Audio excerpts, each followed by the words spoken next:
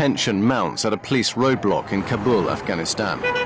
These points of entry into the city are the only real opportunity for police to find arms and explosives used by the Taliban to destabilize the government, and so are vital for security. Kabul is a very dangerous city, with a staggering 90 reported cases this year alone of car bombs, murders and kidnappings.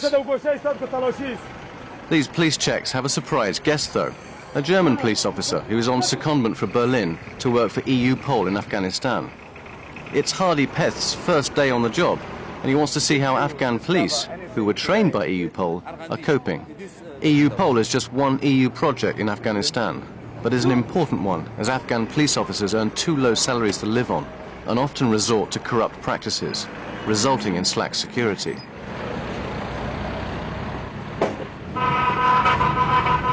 Police here fear for their lives, and they have good reason to. This spot was the latest car bomb attack, killing 17 Afghanis and 3 US soldiers. The police may have quickly patched the crater up, but it's a stark reminder that they need to smarten up their act.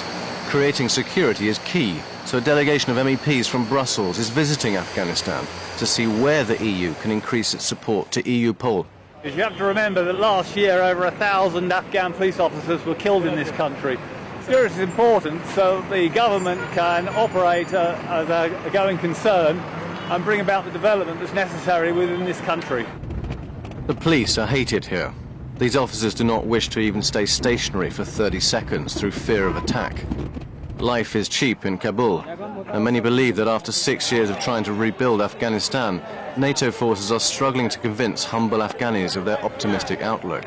A hard sell, as while the cost of living gets harder by the day, security and public services seems to be continuously deteriorating.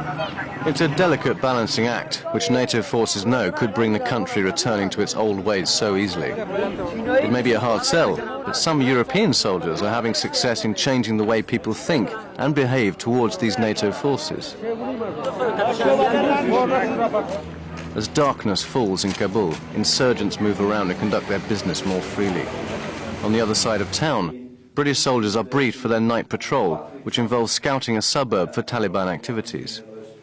It's a dangerous job, and these soldiers rely on the goodwill of locals to tip them off of any strangers moving in the area. Shifting from shantytown housing estates to more built-up areas, these young men know they risk their lives each night in this dangerous city. 25-year-old Captain Fred Wells looks over his shoulder to watch the shadows, while his colleagues chat with locals and try and win their confidence. The idea is to build trust so that people inform the soldiers of Taliban activities. But fighting the Taliban is done on many fronts. Just 30 kilometers outside of Kabul, we found Italian soldiers securing a valley known to be a Taliban stronghold. Here, insurgents hide and plan their attacks on Kabul. These Italians are well known and generally liked by villagers who have accepted them into their community, despite attempts by Taliban to both attack the troops and to convince locals that they should support the insurgency. This is a daily battle which involves a constant dialogue and understanding of local problems in what is a very poor area of the country and so vulnerable to insurgents. People is going to start trusting us. They are seeing us and perceiving us not just as soldiers being present here, but a hope, a different hope. The Italians have recently just built this medical centre and are now planning a school. It's a long-term investment which no one can afford to get wrong.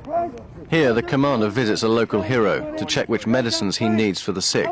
So it needs a little more time and time for that. Okay. You are happy. The governor, we call you. The governor.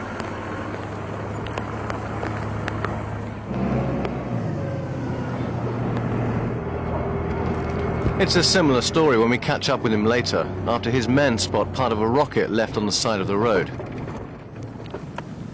Okay. As you can see, there are this group of stones. The warhead is missing. I consider this a very good indicator of the support that we are receiving from the local populations, because they trust us, and instead of giving weapons and explosive materials to the insurgents, they start handing those to us. What is important is to convince that there is a different alternative to the one offered by the Taliban. But will developments in Brussels create a different political alternative for European troops carrying out their tasks in Afghanistan? There's much talk at the moment by MEPs to give European troops their own unique role. We caught up with French General Philippe Morillon just before he left for Afghanistan. He believes it's time for European armies to have a special mandate inside NATO. Non seulement il est possible, mais pour moi il est souhaitable. Not only is it possible, but for me it's desirable that this policy develops, and the stakes are high. It's not just a problem for individual nations, but for continents. Europe is working side by side with the Americans, not as a junior partner, but as equals. That is why the European NATO alliance is so important. L'enjeu défense européenne, Alliance Atlantique est essentiel. Geoffrey Van Orden, a former brigadier, is fighting this initiative, though, and says that the EU should leave military operations to NATO. The European Union should drop its military ambitions and focus on the areas where it can be helpful. The European Union should concentrate on civil aspects and should be trying to complement what's happening from other organizations. What we need is reconstruction first, supported by the military. In the north of Afghanistan, such reconstruction takes the form of a huge water management project. Water here is a lifeline, a vital link. The entire region depends on this river, which is already dangerously low. After 30 years of war, 2 massive dams built by the EU could now give this area close to the Tajikistan border a vital shot in the arm, and may even allow farmers to yield 2 crops a year and provide work for the very poor. We are giving the opportunity to produce more food. Food security is very important, and there are many people returning from Pakistan and Iran from the refugee camps who can in this way find a new livelihood. Meanwhile, as dawn breaks south of Kabul, the Italians carry out a special operation following a tip-off from villagers that there is a Taliban arms cache nearby. The intelligence finally paid dividends, with 2 Russian-made rockets, easily capable of reaching Kabul, found just centimeters beneath the surface. These soldiers made their job look easy, but it will be tough months ahead for MEPs if they rush into a new EU mandate in Afghanistan, even with a reworked European treaty.